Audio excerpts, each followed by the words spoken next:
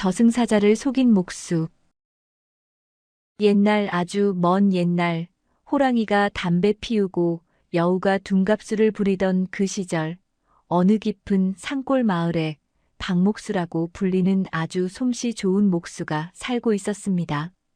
이 박목수는 어찌나 손재주가 비상한지 그가 대패질을 한 번 하면 거친 나무가 비단결처럼 매끄러워졌고 그가 망치질을 몇 번 하면 비바람이 몰아쳐도 끄떡없는 튼튼한 집 한 채가 뚝딱 만들어졌다고 합니다. 게다가 박목수는 마음씨 또한 고와서 가난한 사람들에게는 돈을 받지 않고 집을 고쳐주기도 하고 다리가 부러진 산짐승을 보면 정성껏 치료해주는 등 마을 사람들에게는 없어서는 안 될 귀한 사람이었습니다. 마을 사람들은 입을 모아 박목수를 칭찬하며 박목수가 지은 집에서 살면 천년만년 무병장수한다라는 소문까지 낼 정도였으니 그의 명성은 고개를 넘어 한양에까지 퍼져나갔습니다. 하지만 하늘은 재주 많은 사람을 시기한다고 했던가요? 박목수에게는 치명적인 불행이 예고되어 있었으니 그것은 바로 30을 넘기지 못하고 요절할 팔자라는 것이었습니다. 박목수가 29이 되던 해 어느 늦가을 저녁이었습니다. 박목수는 마을 부자 최진사 댁의 사랑채를 짓느라 늦게까지 대패질을 하고 있었는데 어디선가 쯧쯧 아까운 놈이로고 인 좋은 솜씨를 두고 저승으로 가야 하니 원통에서 어쩌나 하는 소리가 들려왔습니다. 박목수가 깜짝 놀라 고개를 들어보니 허름한 승복을 입고 삿갓을 눌러쓴 노스님 한 분이 혀를 차며 자기를 내려다보고 있었습니다. 박목수는 불길한 예감이 들어하던 일을 멈추고 스님에게 달려가 넙죽 절을 하며 물었습니다. 스님, 그게 무슨 말씀이십니까? 제가 저승으로 가다니요. 그러자 스님은 깊은 한숨을 내쉬며 자네 얼굴에 죽음의 그림자가 짙게 드리워져 있네. 이번 달 금음을 넘기기 힘들 것이야. 저승사자가 이미 자네 이름을 명부에 적어놓고 데려갈 채비를 하고 있어라고 말하는 것이 아니겠습니까? 박목수는 눈앞이 캄캄해지고 다리에 힘이 풀려 그 자리에 주저앉고 말았습니다. 아직 장가도 못 가고 홀로 계신 노모를 모시고 사는 처지에 이대로 죽을 수는 없었습니다. 박목수는 스님의 바짓가랑이를 붙잡고 애원했습니다. 스님, 제발 살려주십시오. 저는 홀어머니를 모시고 살아야 합니다. 제가 죽으면 저희 어머니는 굶어 죽습니다. 제발 살 방도를 알려주십시오. 박목수의 효심과 간절함에 마음이 움직인 스님은 한참 동안 박목수를 바라보다가 품속에서 낡은 부적 하나를 꺼내주며 은밀하게 입을 열었습니다. 운명을 거스르는 일은 천벌을 받을 수도 있는 일이나 자네의 효심이 갸륵하여 내 특별히 알려주겠네. 오늘 밤 자정이 되면 저승사자가 자네 집으로 찾아올 걸세. 그 사자는 먼 길을 오느라 몹시 배가 고프고 목이 마를 것이니 자네는 지금 당장 장터로 가서 제일 좋은 술과 고기를 사다가 상을 차려놓게. 박목수는 스님의 말 한마디 한마디를 놓칠세라 귀담아 들었습니다. 스님은 계속해서 말을 이었습니다. 상을 차리되 절대 자네가 누구인지 밝히지 말고 그저 지나가는 나그네를 대접하듯 정성껏 모셔야 하네. 사자가 배불리 먹고 기분이 좋아지면 그때 자네의 사정을 이야기하고 살려달라고 빌어보게. 저승사자도 본래 사람이었으니 인정에 약할 걸세. 말을 마친 스님은 홀연히 어둠 속으로 사라졌습니다. 박목수는 정신을 차릴 새도 없이 곧바로 장터로 달려갔습니다. 가진 돈을 탈탈 털어 기름진 쇠고기와 닭고기 그리고 향이 좋은 최고급 술을 샀습니다. 집으로 돌아온 박목수는 어머니가 깨지 않도록 조심하며 마당 평상 위에 상다리가 휘어지도록 음식을 차렸습니다. 고기는 노릇노릇하게 굽고 술은 따뜻하게 데워 향긋한 냄새가 온 마당에 진동하게 했습니다. 박목수는 마루 밑 어두운 곳에 숨어서 가슴을 졸이며 자정이 되기를 기다렸습니다. 시간은 더디게만 흘러갔고 밤바람은 스산하게 불어와 박목수의 등골을 오싹하게 만들었습니다. 뻐꾹뻐꾹하고 산새 우는 소리마저 저승에서 부르는 소리처럼 들려 박목수는 식은땀을 줄줄 흘렸습니다. 드디어 자정을 알리는 종소리가 멀리서 들려오자 갑자기 마당에 회오리 바람이 윙하고 불더니 음산한 안개가 자욱하게 깔리기 시작했습니다. 그리고 안개 속에서 검은 갓을 쓰고 검은 두루마기를 입은 키가 장승만 한 사내가 뚜벅뚜벅 걸어 들어왔습니다. 그 사내의 얼굴은 창백하기가 밀가루 같았고 눈은 퀭하니 깊어서 쳐다보기만 해도 오금이 저릴 지경이었습니다. 그가 바로 저승사자였습니다. 저승사자는 대문을 들어서자마자 코를 킁킁거리며 냄새를 맡았습니다. 어허, 이게 무슨 맛있는 냄새냐. 먼 길 오느라 배가 가죽에 붙을 지경인데 어디서 이런 진수성찬 냄새가 나는고. 저승사자는 평상 위에 차려진 술상을 발견하고는 눈이 휘둥그레졌습니다. 갓 구운 고기와 김이 모락모락 나는 술이 그를 유혹하고 있었으니까요. 저승사자는 주위를 두리번거리며 주인을 찾았지만 마당에는 아무도 없었습니다. 이보시오, 주인장 계시오. 지나가는 나그네인데 목 좀 축이고 가도 되겠소. 저승사자가 불렀지만 박목수는 숨죽인 채 대답하지 않았습니다. 배고픔을 참지 못한 저승사자는 에라 모르겠다. 주인이 없으면 나중에 갚으면 되지. 일단 먹고 보자 하며 상 앞에 털썩 주저앉았습니다. 저승사자는 체면도 잊은 채 허겁지겁 고기를 집어먹고 술을 벌컥벌컥 들이켰습니다. 캬, 술맛 한번 기가 막히구나. 고기도 입에서 살살 녹는 것이 임금님 수라상이 부럽지 않아. 저승사자는 연신 감탄하며 음식을 먹어치웠습니다. 숨어서 이 광경을 지켜보던 박목수는 저승사자가 음식을 맛있게 먹는 모습을 보며 조금은 안심이 되었지만 여전히 심장은 쿵쾅거렸습니다. 저승사자가 저 음식을 다 먹고 나서 자신의 이름을 부르면 어쩌나 하는 공포가 밀려왔기 때문입니다. 한참을 정신없이 먹던 저승사자는 어느덧 배가 불렀는지 트림을 꺽하고 내뱉으며 이쑤시개로 이를 쑤시기 시작했습니다. 아, 잘 먹었다. 내 수백 년 동안 저승사자 노릇을 했지만 이렇게 맛있는 술상은 처음 받아보는구나. 도대체 어떤 귀인이 이런 상을 차려놓았을꼬. 기분이 좋아진 저승사자는 콧노래까지 흥얼거리며 두루마기 품속에서 무언가를 꺼냈습니다.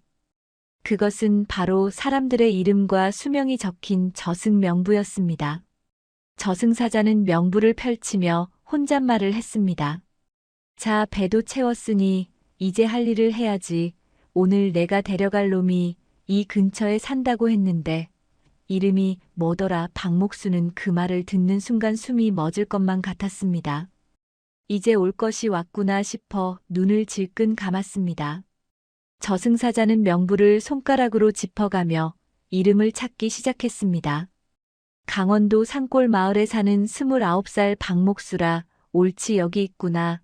저승사자가 자신의 이름을 부르자 박목수는 더 이상 숨어 있을 수가 없었습니다. 지금이 아니면 기회가 없다는 생각에 박목수는 마루 밑에서 기어나와 저승사자 앞으로 달려나가 넙죽 엎드렸습니다. 갑자기 사람이 튀어나오자 저승사자는 깜짝 놀라 뒤로 넘어질 뻔했습니다. 아이고, 깜짝이야. 너는 누구냐? 귀신이냐? 사람이냐? 저승사자가 놀란 가슴을 쓸어내리며 묻자 박목수는 바닥에 머리를 찌으며 울먹였습니다. 날이 죽을 죄를 지었습니다. 제가 바로 나리께서 찾으시는 박목수입니다. 그 말을 들은 저승사자의 표정이 순식간에 굳어졌습니다. 뭐라, 내가 박목수라고? 그렇다면 이 술상을 차린 것도 내 놈이란 말이냐? 박목수는 흐느끼며 대답했습니다. 예, 그렇습니다. 나리께서 먼 길 오시느라 시장하실 것 같아 제가 정성껏 준비했습니다. 저승사자는 난감한 표정으로 텅 빈 그릇들과 박목수를 번갈아 쳐다보았습니다. 세상에 자기가 잡아가야 할 사람의 밥을 얻어먹다니 저승사자 체면의 말이 아니었기 때문입니다. 저승법에도 얻어먹은 밥값은 해야 한다는 말이 있는데 이미 뱃속으로 들어간 음식을 토해낼 수도 없고 그렇다고 명부에 적힌 사람을 안 데려갈 수도 없는 노릇이라 저승사자는 머리를 극적이며 한숨을 푹 쉬었습니다.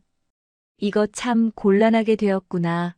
내 너를 데려가려고 왔는데 내가 차려준 밥을 이리도 배불리 먹었으니 이를 어쩐단 말이냐. 저승사자는 곰방대를 꺼내 물고 마루 끝에 앉아 깊은 고민에 빠졌습니다.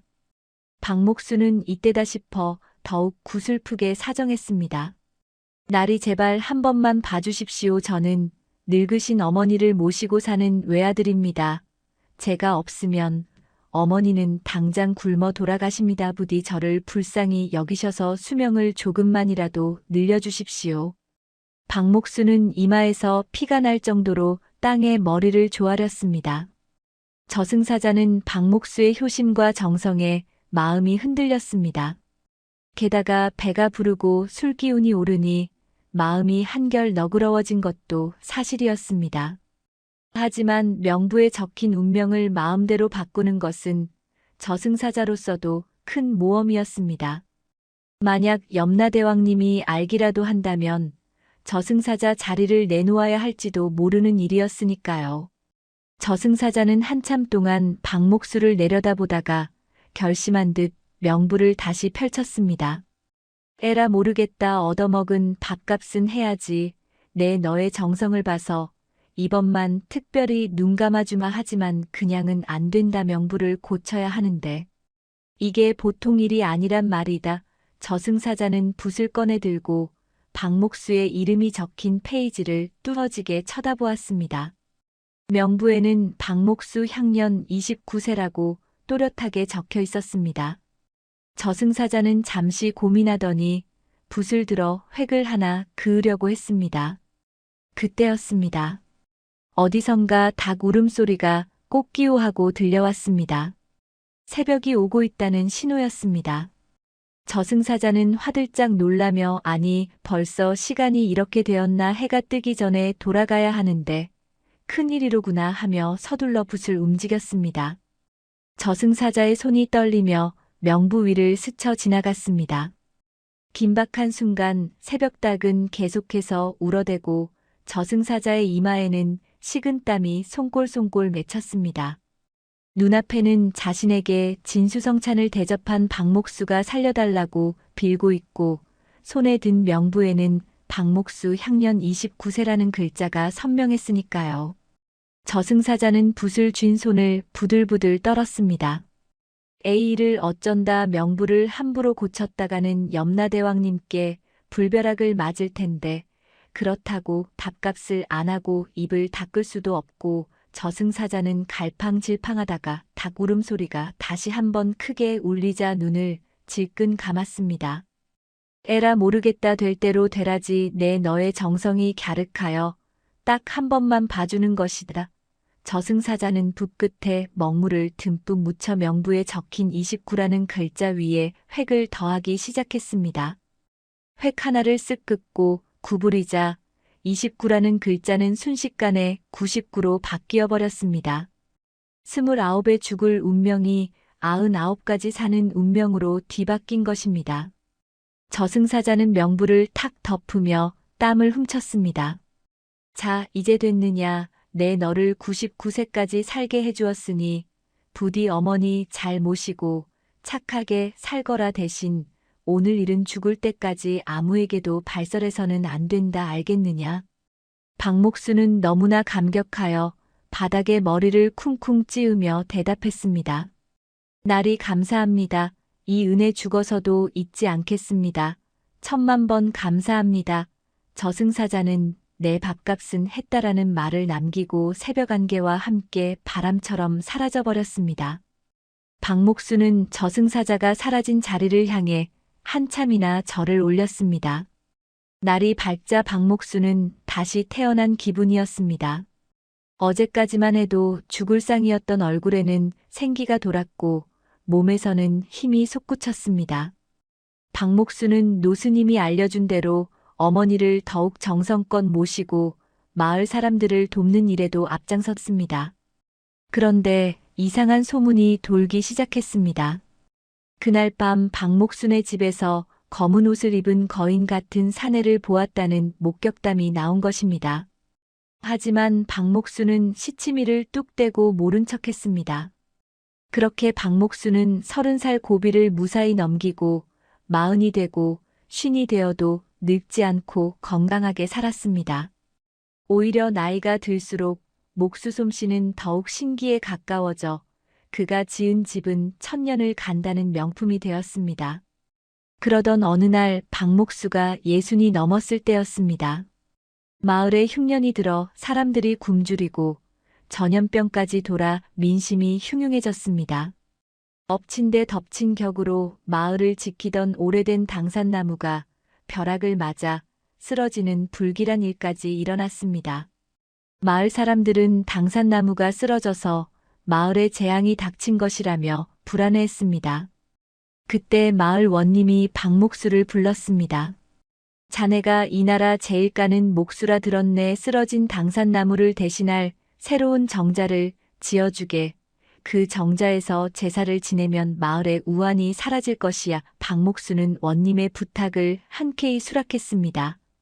박목수는 마을 뒷산에 있는 가장 크고 튼튼한 나무를 베어 정자를 짓기 시작했습니다. 그런데 기둥을 세우려고 땅을 파던 중 땅속에서 이상한 항아리 하나가 나왔습니다.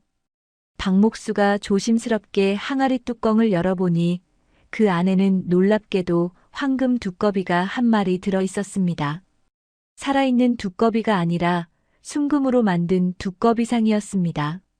함께 일하던 인부들이 눈이 휘둥그레져서 소리쳤습니다. 목수 어른, 이건 보물입니다. 벼락 부자가 되셨습니다. 하지만 박목수는 고개를 저었습니다.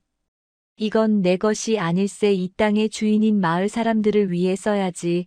박목수는 황금 두꺼비를 팔아 쌀을 사서 굶주리는 마을 사람들에게 나눠주고 병자들을 위한 약재를 구했습니다. 박목수의 선행 덕분에 마을 사람들은 굶주림과 병마에서 벗어날 수 있었고 마을에는 다시 활기가 돌기 시작했습니다. 사람들은 박목수를 살아있는 부처님이라 부르며 칭송했습니다. 그런데 이 소문이 하늘나라에 있는 염라대왕의 귀에까지 들어간 것이 문제였습니다. 사실 염라대왕은 저승명부를 검토하다가 박목수의 이름을 발견하고 고개를 갸웃거리고 있었습니다. 이상하다. 분명히 이놈은 30년 전에 데려왔어야 할 놈인데 어찌하여 명부에는 99세까지 산다고 적혀 있단 말이냐.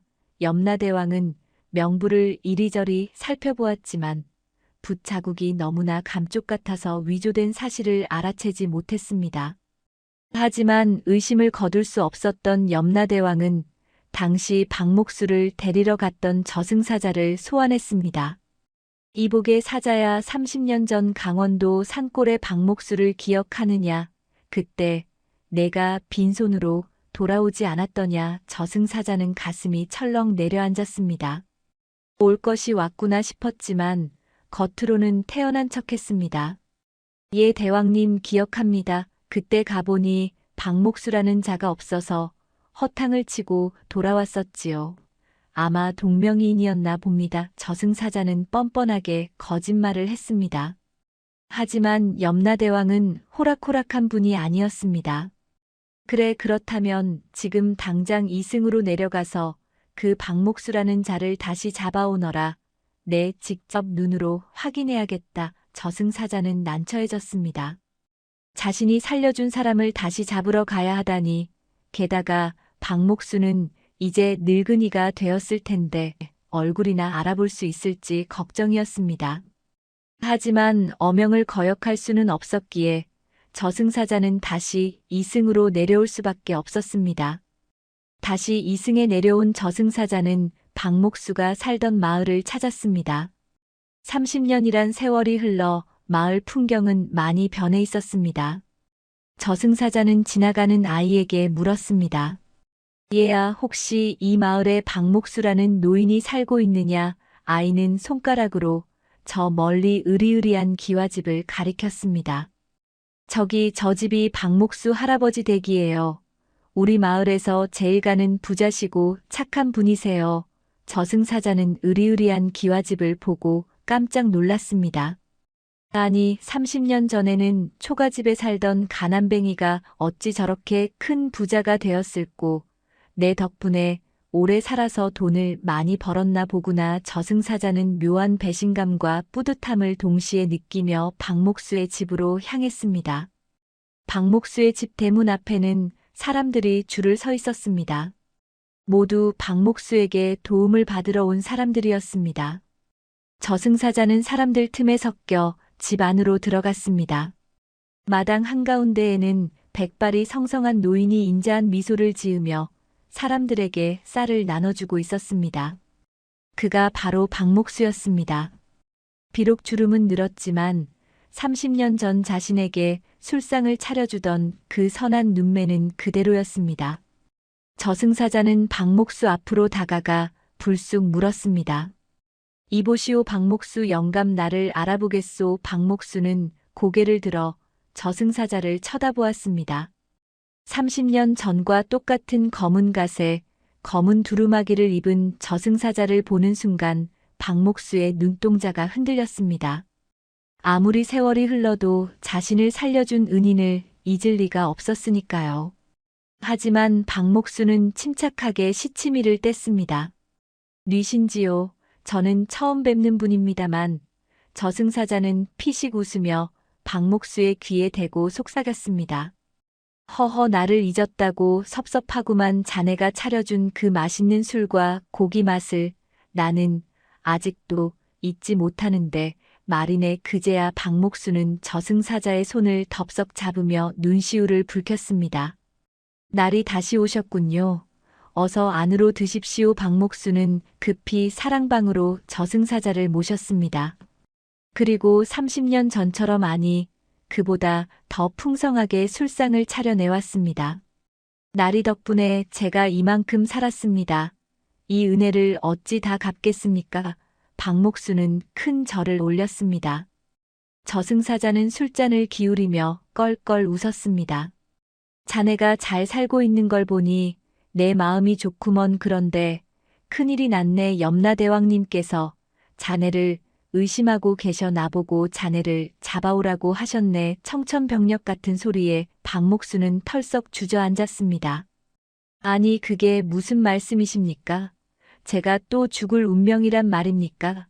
저승사자는 심각한 표정으로 고개를 끄덕였습니다.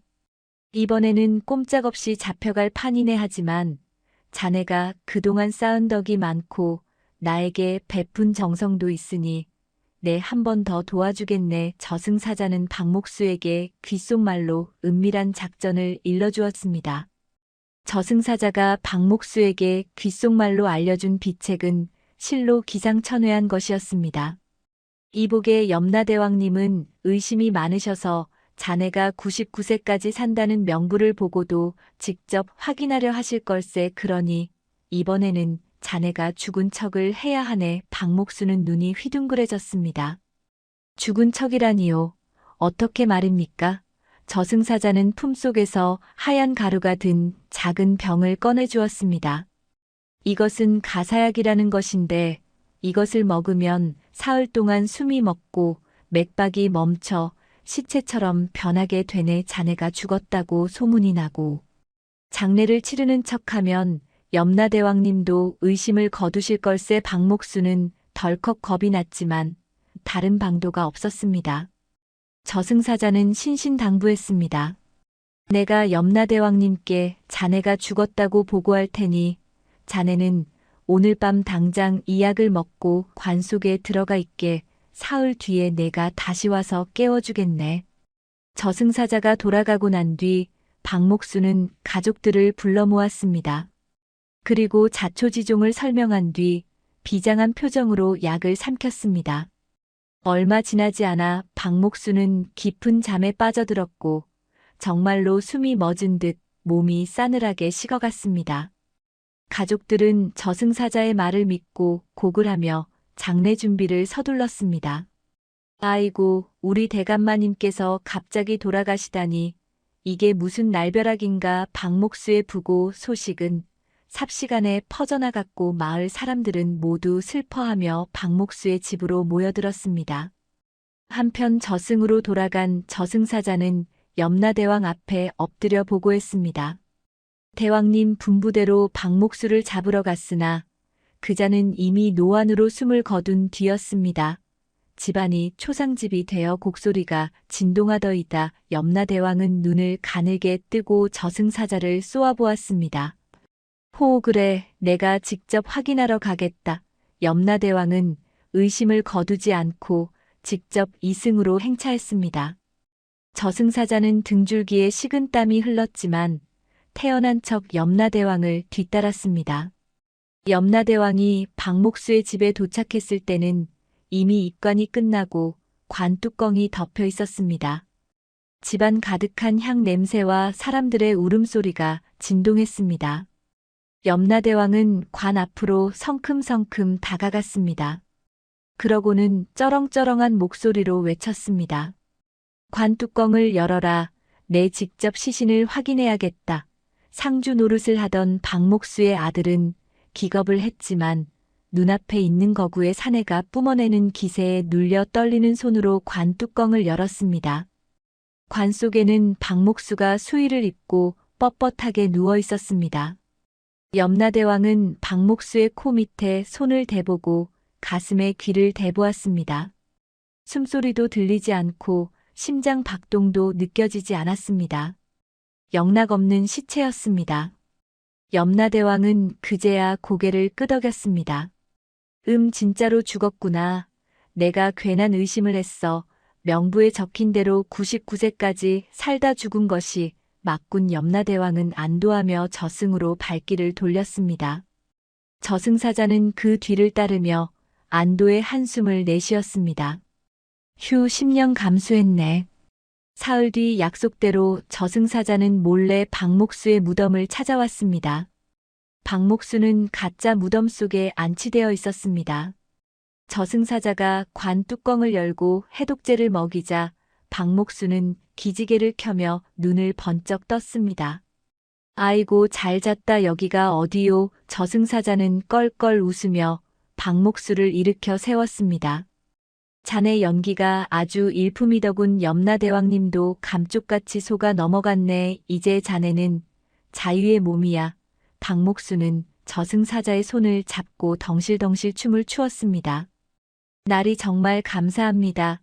이 은혜는 내세에 가서라도 꼭 갚겠습니다. 저승사자는 흐뭇한 미소를 지으며 말했습니다. 내세는 무슨 이번 생이나 잘 마무리하게 되신. 앞으로는 이름도 바꾸고 다른 마을로 가서 조용히 살게나. 혹시라도 염라대왕님이 다시 알게 되면 그때는 나도 어쩔 도리가 없네. 박목수는 저승사자의 조언대로 짐을 꾸려 가족들과 함께 아무도 모르는 깊은 산골로 이사를 갔습니다. 이름도 김노인으로 바꾸고 목수 일 대신 농사를 지으며 살았습니다. 하지만 낭중지추라고 했던가요? 박목수의 뛰어난 손재주는 숨길 수가 없었습니다. 마을 사람들이 집을 짓다가 어려움을 겪으면 어느새 나타나 뚝딱 해결해 주었고 망가진 농기구도 순식간에 고쳐주었습니다. 사람들은 그를 신비의 김노인이라 부르며 따랐습니다. 박목수는 그렇게 자신의 정체를 숨긴 채 무려 99세가 넘도록 장수했습니다. 100세가 되던 해 생일날 박목수는 가족들을 불러 모아놓고 성대한 잔치를 벌였습니다. 자식들과 손자 증손자들까지 모여들어 마당이 꽉 찰 정도로 북적거렸습니다. 박목수는 그들의 재롱을 보며 허허 웃었지만 그의 눈빛은 어딘가 먼 곳을 응시하는 듯 깊고 고요했습니다. 잔치가 끝나고 밤이 깊어지자 박목수는 가족들을 다 물리고 홀로 사랑방 툇마루에 앉았습니다. 휘영청 밝은 달빛이 마당에 가득 차고 가을 귀뚜라미 소리만이 자장가처럼 들려왔습니다. 박목수는 자신의 거칠어진 손을 가만히 내려다보았습니다. 평생 나무를 만지고 집을 짓고 사람을 살렸던 손이었습니다. 허허 이만하면 되었다. 참으로 길고 재미난 소풍이었어. 박목수가 혼잣말을 하며 밤하늘을 올려다보는데 닫혀있던 살인문이 소리도 없이 스르르 열렸습니다. 그리고 달빛을 등지고 익숙한 검은 그림자가 마당으로 들어섰습니다. 30년 전 아니 70년 전 보았던 그 검은 각과 검은 두루마기 그대로 늙지도 변하지도 않은 저승사자였습니다. 저승사자는 마루에 걸터앉은 박목수를 보며 빙그레 미소를 지었습니다. 박목수 아니 김노인이라 불러야 하나 그동안 잘 지냈는가. 박목수는 마치 기다렸다는 듯이 자리에서 일어나 옷매무새를 다듬었습니다.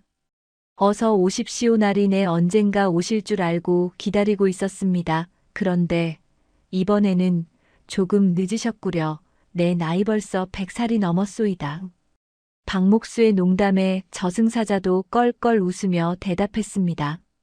자네가 워낙 솜씨 좋게 숨어 사는 바람에 찾느라 애 좀 먹었네. 그리고 자네가 지은 집들이 워낙 튼튼해서 그 집에 사는 사람들이 도통 죽지를 않으니 데리러 올 틈이 있어야지.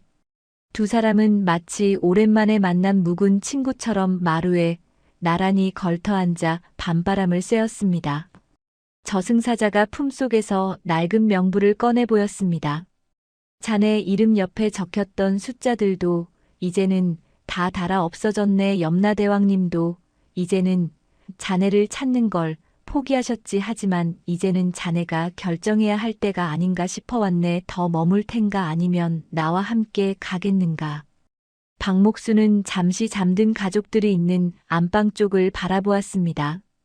창호지 문 너머로 고른 숨소리가 들려왔습니다. 박목수는 고개를 돌려 저승사자를 보며 편안한 표정으로 말했습니다. 욕심부려 덤으로 얻은 70년입니다. 과분하게 행복했습니다. 이제 더 바라면 그건 도둑놈 신보지요. 갑시다 내 친구여. 박목수는 지팡이 대신 저승사자가 내민 손을 잡고 일어섰습니다. 몸이 깃털처럼 가벼워지는 것이 느껴졌습니다. 박목수는 마지막으로 자신이 평생을 바쳐 지은 집을 한번 쓰다듬어 보았습니다. 기둥 하나 석가래 하나에 그의 땀과 정성이 배어 있었습니다. 잘 있거라 내 집아 잘 있거라 내 가족들아. 박목수는 뒤를 돌아보지 않고 저승사자와 나란히 달빛 속으로 걸어갔습니다. 두 사람의 뒷모습은 안개처럼 흐릿해지더니 이내 밤바람 속으로 흩어져 사라졌습니다. 다음 날 아침 가족들이 방문을 열었을 때 박목수는 툇마루에 앉아 깊은 잠에 든 것처럼 평온한 얼굴로 세상을 떠나 있었습니다. 그의 입가에는 옅은 미소가 걸려 있었는데 그 모습이 마치 좋은 꿈을 꾸고 있는 어린아이 같았다고 합니다. 박목수가 떠난 뒤에도 그가 지은 집들은 비바람에도 끄떡없이 마을을 지켰습니다. 마을 사람들은 오래된 정자나무 아래에 앉아 바람이 불 때마다 들려오는 소리에 귀를 기울였습니다. 쓱싹쓱싹 대패질하는 소리, 뚝딱뚝딱 망치질하는 소리가 바람결에 실려 온다고 믿었기 때문입니다.